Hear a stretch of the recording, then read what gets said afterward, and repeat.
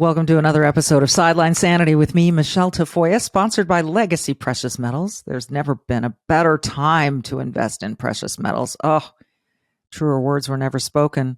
Go to legacypminvestments.com, legacypminvestments.com. Find out how they can educate you and in the world of precious metals, silver and gold, and how it should fit or could fit into your portfolio. I recently had a friend send me a tweet of his. His name is Michael Sobolik. He's been on Sideline Sanity before talking about the troubling relationship between the United States and China, and really just the troubling government that is the CCP, the Chinese Communist Party. He sends me this tweet and he writes, "It appears the NBA still hasn't learned a thing." And in the tweet is this Chinese diplomat. He was an a U.S. ambassador from China. And he's at a Washington Wizards game and he's taking a free throw on the NBA basketball court. And this was December 27th, 2022, just, a week or so ago.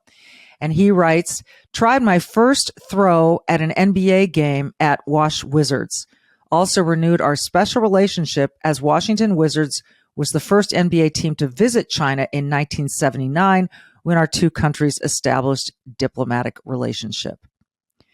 So the NBA has been criticized, and I think rightly so, for being so entangled with China that they can't even criticize the oppression and the genocide that the CCP is responsible for. The Uyghurs who are dying and being tortured, and the slavery that is going on in China. And so Michael Sobolik critiques them once again by saying having this ambassador take free throws at a game in December still appears the NBA hasn't learned a thing. Michael Sobolik's going to join us. He is an expert in this field. He is with the American Foreign Policy Center as an expert in Indochina relations and policy. And he's a really interesting guy. We've had him on once before. We'll talk a little bit more about the NBA and its entanglement with this country. That's coming up next. For nearly 3 decades, she's reported the action from the sidelines. She started very young. She's covered the NBA, NFL, Olympics, and the college football and basketball national championships. And now, during these insane times in our world, Michele Tafoya thinks we need a serious dose of sanity. This is Sideline Sanity with your host, one of the sanest people on planet Earth, Michele Tafoya.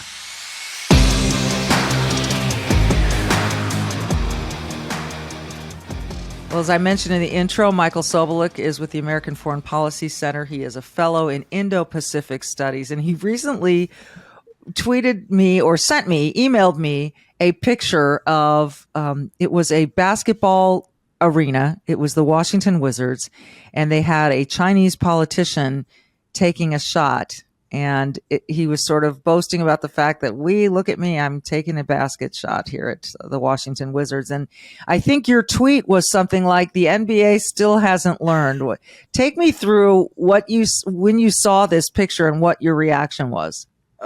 Happy to, Michele, and thanks for having me on again. So, yeah, Happy New Year. The individual in question is a guy named Qinggang, and he is, up until very recently, been China's ambassador to the United States in Washington. But he is leaving DC because he's about to go take up a new post, which is the Foreign Affairs Minister of China, which is a huge promotion for him.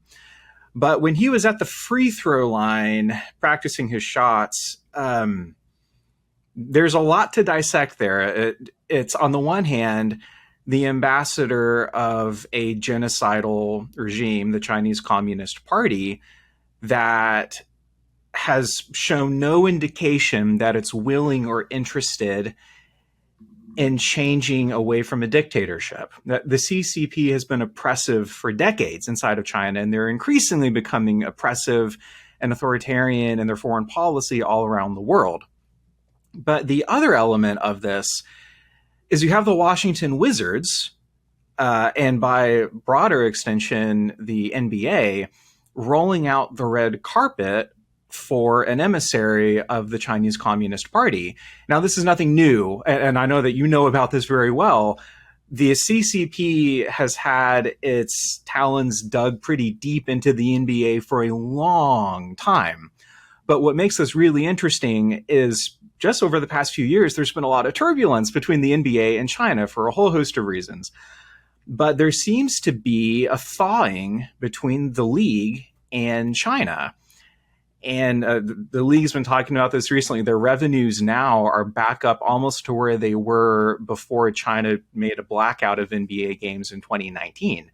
So you see, and let's remind people real quick. In 2019, the GM of it was the Houston Rockets, right? Yes, Daryl Morey tweeted out Daryl Morey tweeted out I stand, or we stand with Hong Kong and their independence, something of that nature. Am I close? Yeah, you're right. So yeah, just to back up to give some more context here, the CCP, Chinese Communist Party, was cracking down on democracy protests from very young students in Hong Kong in 2019. And Daryl Morey, as you said, the general manager of the Rockets at the time, tweeted a really innocuous tweet, which is "Fight for freedom, stand for Hong Kong," or something like that. And the blowback was instant, and it was really intense. The league basically demanded that Adam Silver, the commissioner, fire Daryl Morey. And the threat was, if you don't do this, you're going to lose all your revenue from China. And the league tried to walk a middle ground. They didn't fire Daryl Morey, but they also offered some sort of an apology, and they pressured Morey into doing the same, but it wasn't enough. China was like, nope, we're going to black out all of these games. And it lasted up until sometime in 2022. But that backstory, all that to say, tells a really interesting and what should have been an instructive story to folks like Adam Silver and the NBA. This is not your normal partner that you're dealing with. The CCP shakedowns its own companies all the time. They're not going to hesitate to do the same to an American corporation if it runs afoul of their own national security and foreign policy ambitions.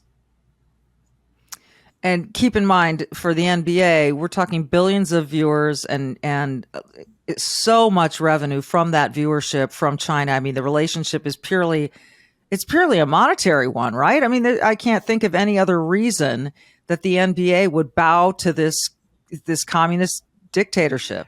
It's absolutely monetary. And the thing is, it's not just for the league. Like, the league gets hundreds of millions of dollars out of the China market, but it's also the owners. There was this fascinating article, I think it was an ESPN at some point last year, where they lay out the monetary exposure that a whole host of NBA owners have, and it's upwards of like $10 billion with a B. Right. That these owners, because these owners have their hands in other companies that are either based in China, manufacturing in China, somehow intertwined with China. Is that about right? 100%. And I stumbled into this accidentally a year ago. So in January of last year, I came across an individual named Chamath Palihapitiya, who was a minority owner of the Golden State Warriors. He still may be, for all I know. But at the time, he certainly was. And he said on his own podcast that nobody cares about the Uyghurs. Now, for those of you who are listening, the Uyghurs are an oppressed Muslim ethnic minority in Western China that are the victims of a genocide right now. They have been for the past few years. But Chamath... Yes, as we speak. Mm-hmm. That's right. This is happening again in the 21st century. But Chamath Palihapitiya, Golden State Warriors partial owner, couldn't be bothered to care about the Uyghurs. And he was brazen about this. And he got a ton of blowback for this. The White House issued a statement about it. The Golden State Warriors had to issue a statement distancing themselves from this. But this is the recurring problem with not just the NBA, but a lot of American corporations that are in it with China. They always try to walk this middle ground of, look, we're making so much money here, we want to try to have our cake and eat it too. It's so disheartening. And, I realize there isn't there isn't an easy answer or an easy resolution for these corporations. It's the entanglements run deep, but I just wish that there was courage among these CEOs and these corporatists to say, this isn't right.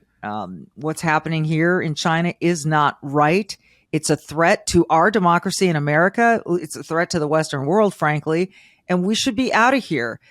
Quick break, and then we'll continue with Michael and talk a little bit more about that. Plus, I have a surprise discussion with him. He knows what it is, but I'll tell you, I think it's going to be nice. Back after this.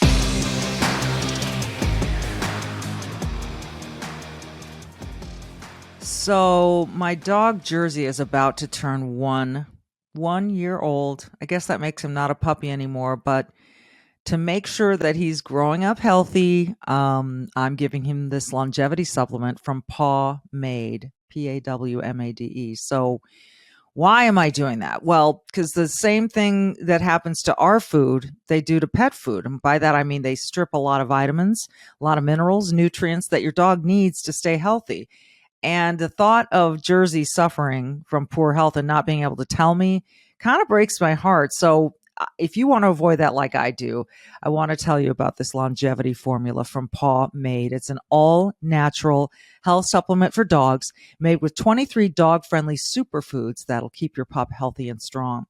This is veterinarian approved longevity formula. It boosts nutrient intake, protects against toxins, and it guards against premature aging. And that's important because aside from poor diet, toxins like pesticides, mold, and air pollution can all harm your pup's health.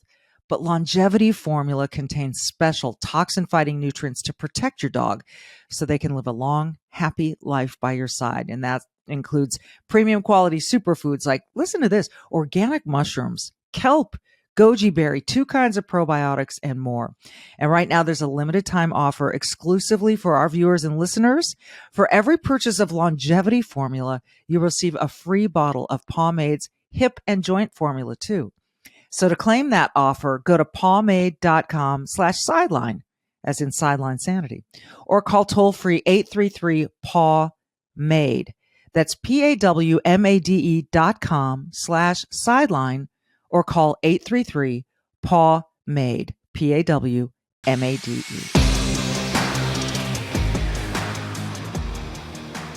Okay, so I had Enes Kanter Freedom on my show. He, of course, Turkish basketball player, played in the NBA, living his dream. He once wore some sneakers in pregame that said something about freedom for the Turks. And, the NBA was like, God love you. We support you. That's great. We'll support you in any way we can. Then he wore some sweatshirt or t-shirt or sneakers that said something about save the Uyghurs, and the NBA went apoplectic, and it wasn't long before he was out of the league. And I'm skipping a couple of steps there, but believe me when I tell you, it involved the Houston Rockets again and a trade and then him getting cut, and he hasn't been back in the league since. And his name is Enes Kanter. He became an American citizen and changed his name legally to Enes Kanter Freedom, which I love.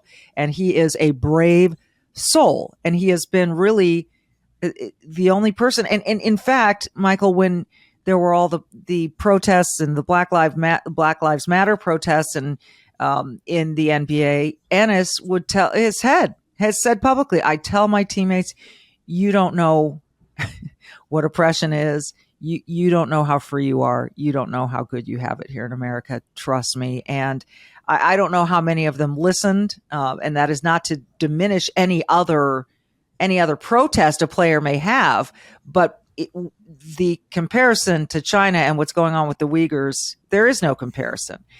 And again, I'm baffled that we have such trouble with our own history of slavery in the United States of America, but we turn a blind eye to what's happening to these people in China, and we continue to do business with them. Again, Michael, hard to get away from. Bottom line is money, right?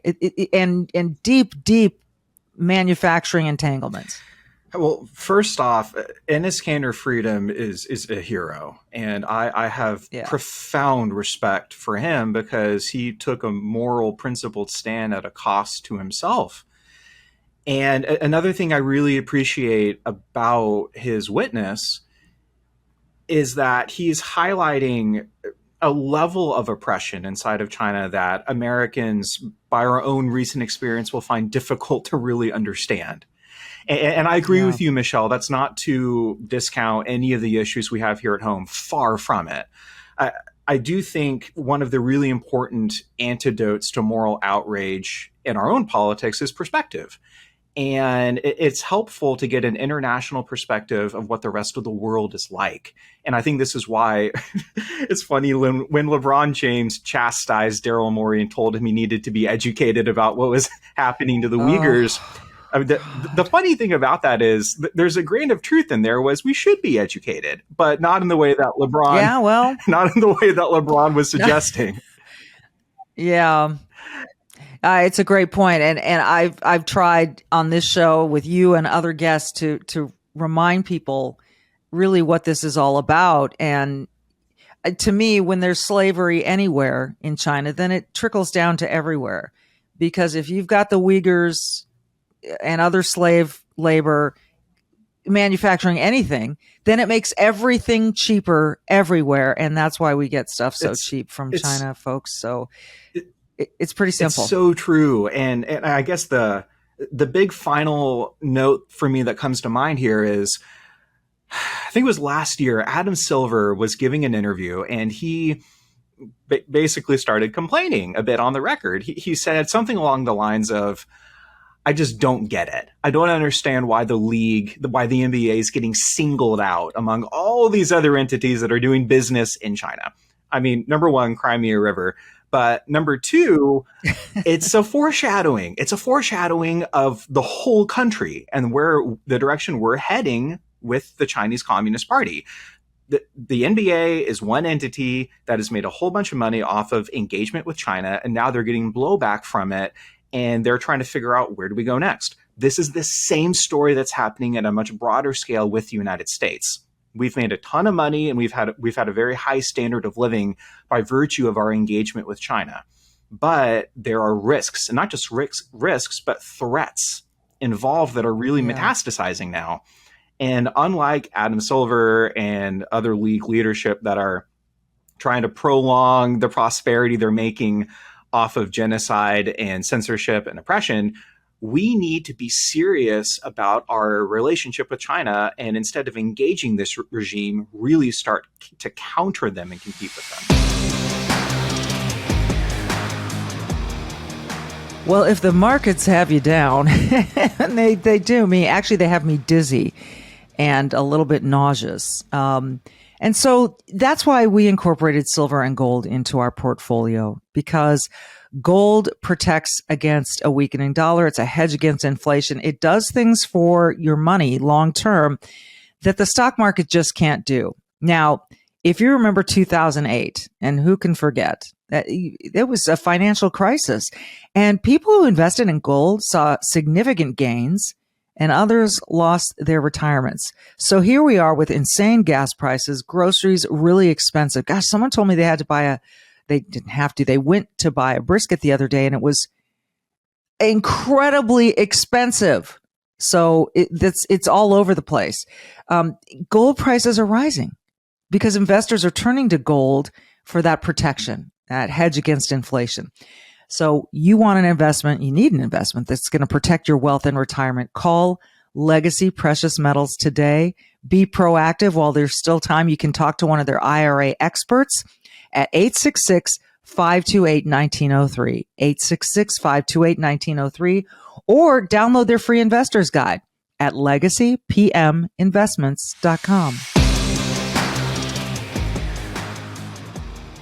All of this talk about China and the NBA, and by the way, the NBA also has a really strong association with Nike, which also does a lot of its manufacturing in China. So the NBA isn't necessarily being singled out. It's okay.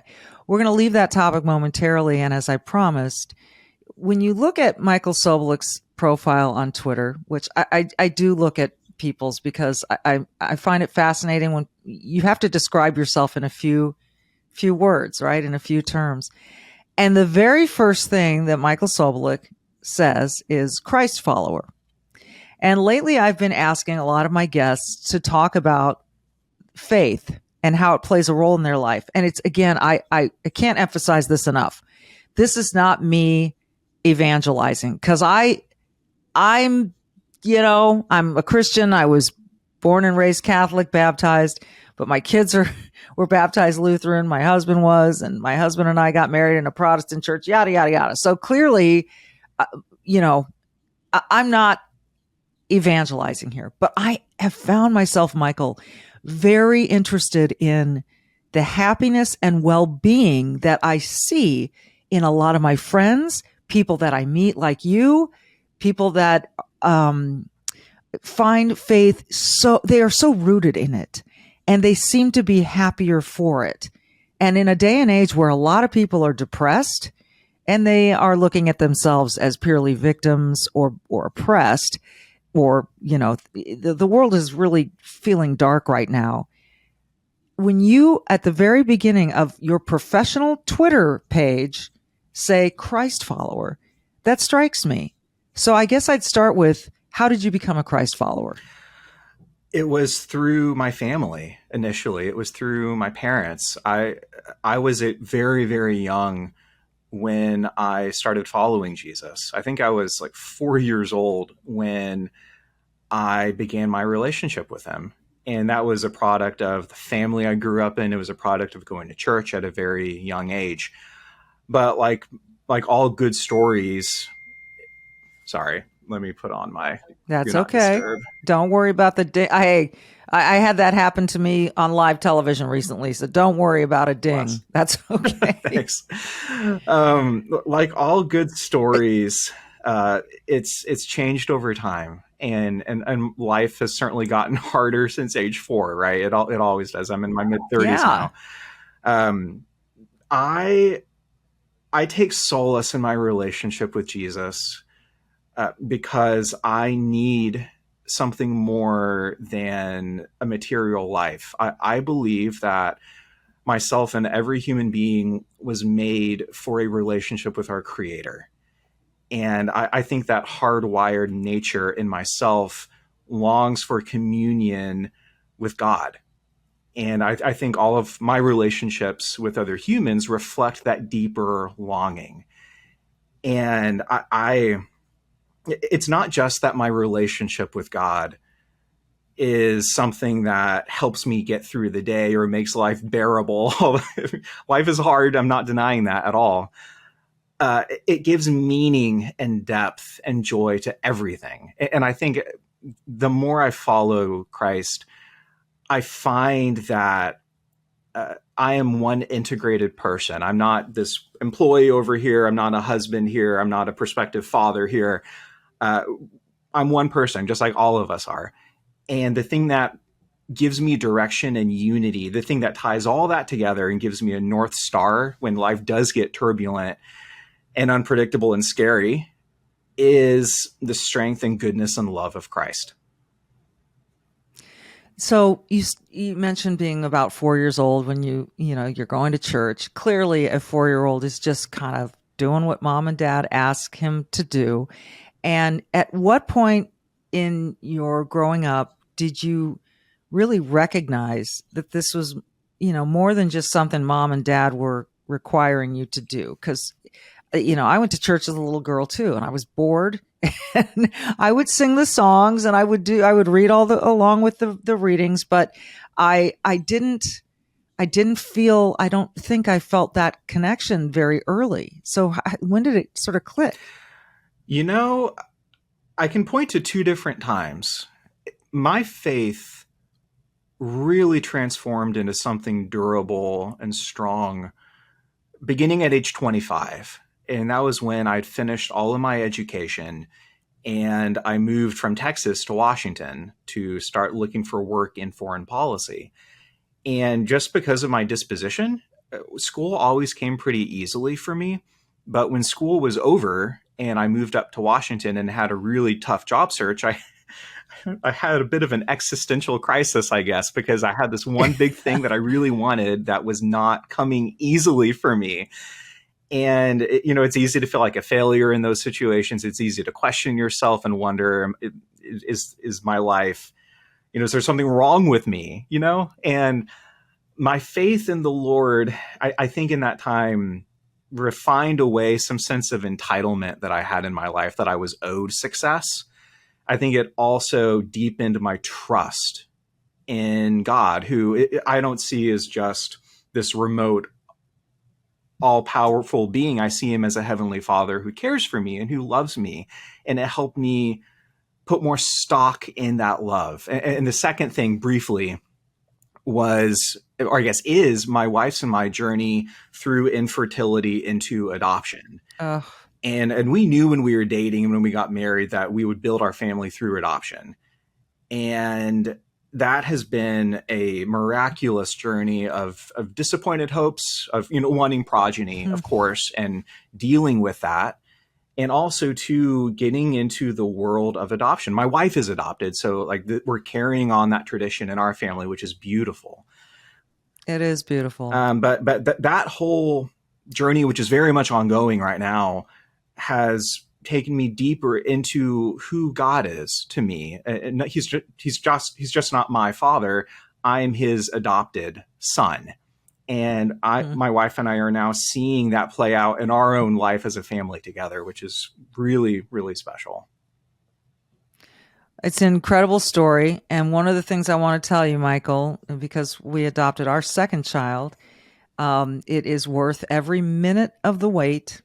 And yes, anyone who's out there has dealt with infertility or has friends who have.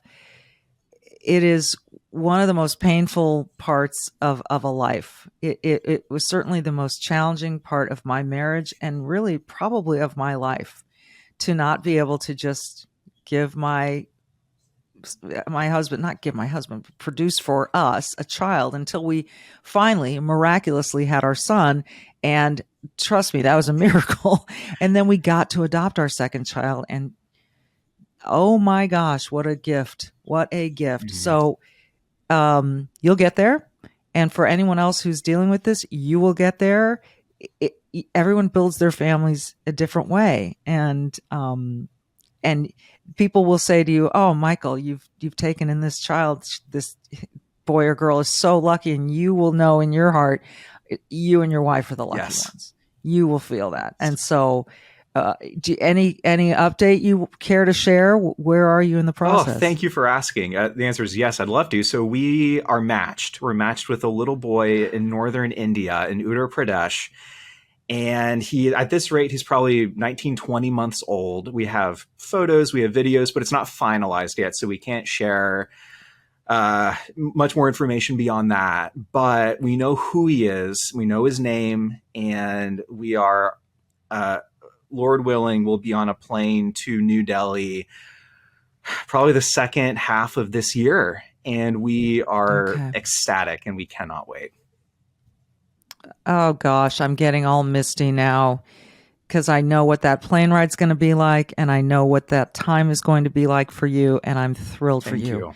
And I just, oh gosh, I'm getting way too emotional, but it's just like people who haven't had a child yet you can't know what it's like to have a child. People who haven't gone through the adoption process, you can't know what that's like.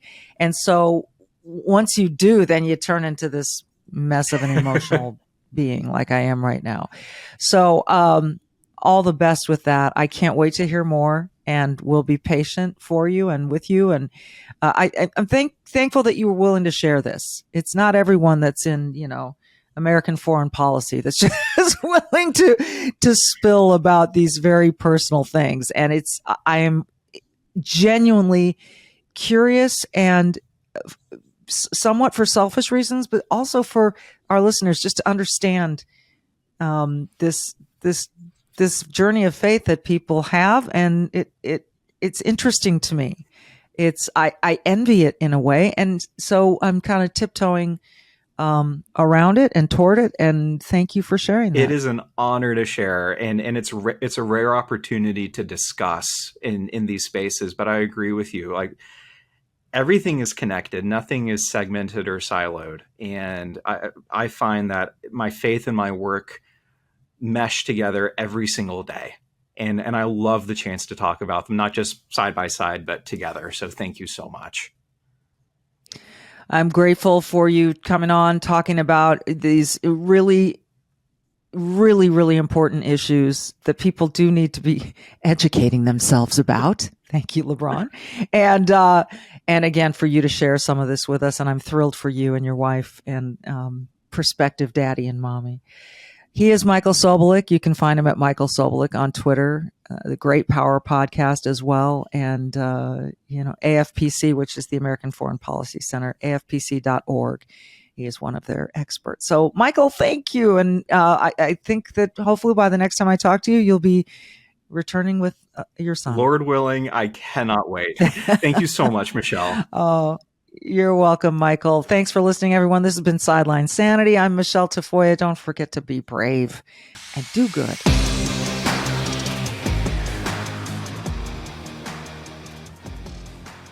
Always a good day when Charles Thorngren of Legacy Precious Metals can join us and answer some really different questions. And I thought of a few new ones for you, Charles, if that's okay.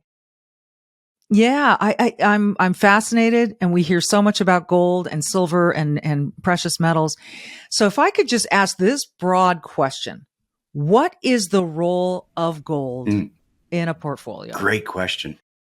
And when we look at that, and the answer to that has a couple different features to it. It depends on the individual, but its main purpose is the insurance policy for your finances. It is meant to be the foundation by which you do all other things, right? We know that gold and silver have an inverse relationship to the dollar. It protects your purchasing power. So when we invest, that's what we're saying. We want to make sure that we have the ability to manage our money and have our money do what we need it to do for us. It's not the collection of dollars for dollar's sake, but for what it does for us, how we pay our bills, how we retire, how we feed our family, how we go on and bless others and donate to causes we believe in. That's what money does for us. It's not the dollar itself. It's the thing it provides for us. And what gold does is make sure that that money continues to have purchasing value. Because there are times we find that, hey, my money doesn't have the same purchasing value it had last month. Absolutely. And this is a unique time. We're seeing it. This term called hyperinflation, which usually refers to, inflation in the 18s and 20%. I consider this a time of hyperinflation because it's so much more than what we're normally used to, right? When we prepare and we budget and we say, this is the course of my life and this is how I'm going to do things, this is where I'm going to put my money, we use some basic numbers. 2 to 3% inflation, that's what the Fed says is good. But that's not even great. Over a lifetime, that's a lot of inflationary loss to your dollar. But when you have a period where it jumps to the points where we're at now, and we're in the 8.5s, 9s, going to be into the double digits soon, in this shorter time frame, that's a hyperinflation situation to me because it throws everything off dynamically and so radical. You do see us going into double digits, huh? Absolutely. The Fed even sees us going into double digits. There was an interesting report where one of the Fed chairman were saying, 2023, we're not going to talk about that. But in 2024, by summer, we may be able to start to drop the interest rates. When someone tells me they're in charge of something, but they say this new year that's coming, just forget about that completely. We're not even going to talk about that. That's a bad sign. They don't want you to think about it. Exactly. They want you to look past it and sort of write it Write out. it off right now. Just don't even think about it. It's going to be bad. But hey, 2024 though, and interestingly enough, right around the time of an election, they want to start talking about what they're going to do. Isn't that fascinating? That timing is just really interesting. Before we finish up here, I'm always fascinated with how gold is priced. How do we get a price of gold? The spot price of gold is really determined by the world market, the London Bullion Exchange, right? And this has been for hundreds of years now, sets a price, and the rest of the world revolves around that. Now, our currency will determine how much more than it is in the pounds and things like that. And there's a calculation for it. But that's one of the great things about gold and silver. Their value is recognized around the world. No matter what currency, what country you're in, it has value. I just recently come back from a trip where I was overseas not that long ago, and I bring gold with me everywhere I go. Not a lot, so don't try to catch me in the airport. Um, but I have something that is valuable no matter where I'm at. I can go anywhere in any country and turn that into its currency in no time at all. You're talking about carrying around physical gold? Absolutely.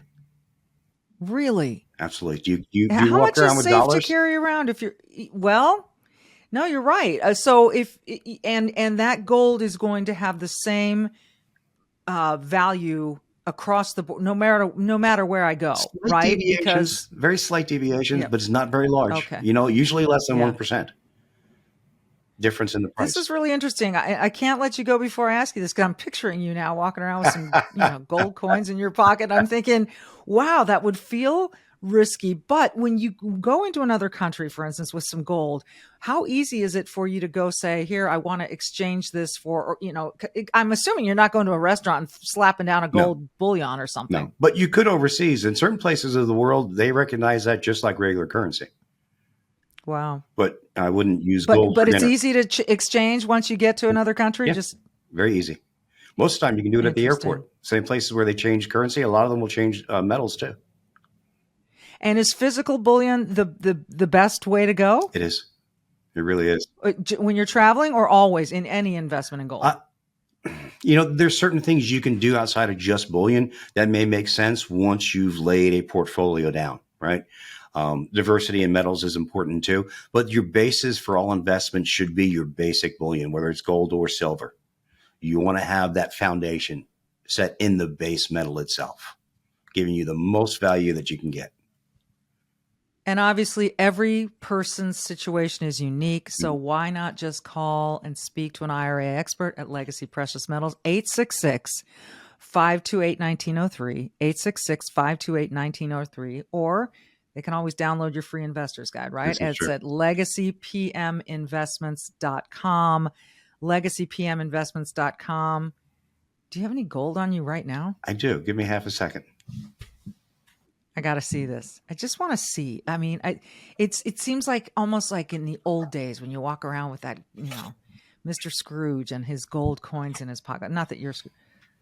Can you sort of turn it around and show us that? That's now for our listeners. They're not going to be able to see what we're seeing, but you've got a little container, and they're kind of the size of $50, right? Yeah, just about a half dollar. And this is the American Gold Eagle, and this is $22,000 worth of metal.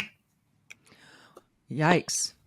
Charles isn't messing around, and neither are we. But please go get your questions answered. This is such an important time to be thinking about your money, your long-term play, in addition to every short-term concern that you have. Charles, always good to talk to you. Thank you so much. My pleasure. And you know what? 2023 is coming. Call now, find out, so you can make your decisions before then. Yes, and before the elections again, and they can tell us what they're going to tell us then. They're telling you to overlook 2023. That means now's the time to inquire. Absolutely. Again, legacypminvestments.com. Charles Thorngren, always good to see you. Thank you.